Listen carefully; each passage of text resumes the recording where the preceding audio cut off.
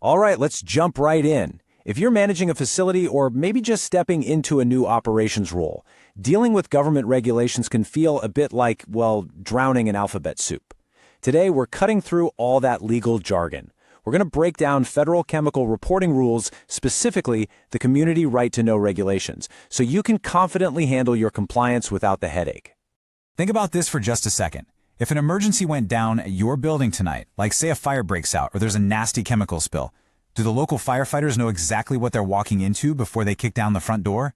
That's the whole point here. This entire regulation literally exists for one major reason: to make absolutely sure emergency responders are never caught off guard by whatever hazardous materials you've got stored on site.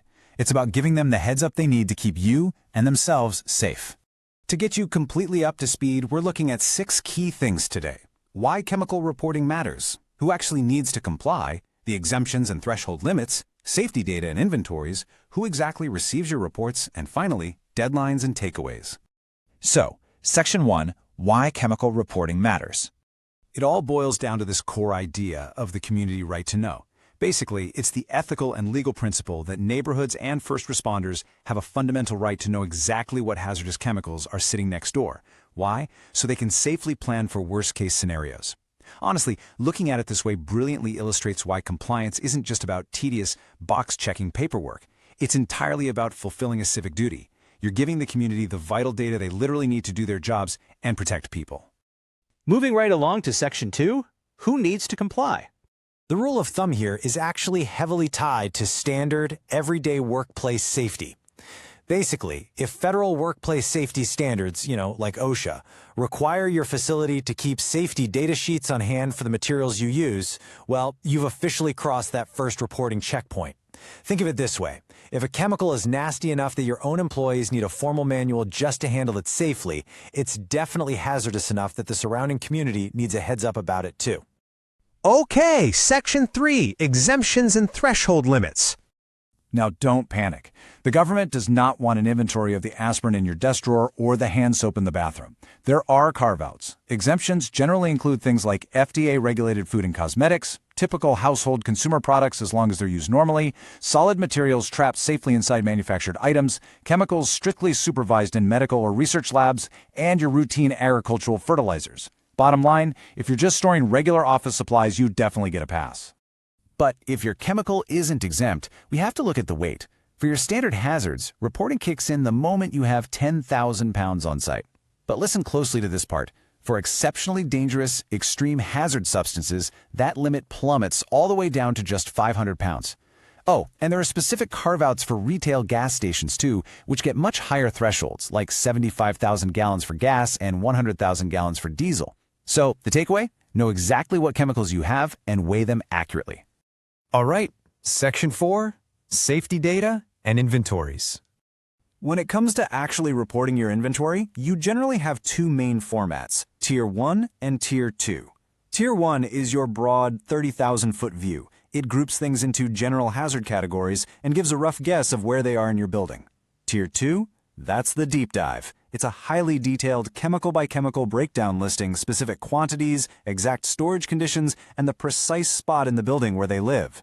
Now, while federal rules technically say a basic Tier 1 summary is fine, you really need to know that a lot of local agencies and state governments are going to demand that highly specific Tier 2 breakdown. They want to know exactly what containers are sitting where, so always check what your specific state requires. And when you finally submit these inventory forms, they require a formal certification. Basically, a designated representative from your company has to legally vouch that the data is completely accurate. Guys, this isn't just some quick box for an intern to check off on a Friday afternoon. It's a very serious legal commitment. Submitting false data, or just failing to report altogether, can lead to some massively painful federal fines. So accuracy is absolutely crucial here. Which brings us to Section 5. Who actually receives your reports? This isn't a situation where you just mail a form off to one giant federal black hole in Washington, D.C. and call it a day. Because this is all about the community's right to know. It happens strictly at the state and local levels. To keep everyone in the loop, you actually have to distribute your safety data sheets and your annual inventory reports to 3 completely distinct entities: the Local Emergency Planning Committee, the State Emergency Response Commission, and your local fire department. All 3 of those groups absolutely need your data to coordinate their emergency plans. And hitting send on that report is really just the beginning. Your local fire department actually holds the legal right to conduct on-site facility inspections upon request.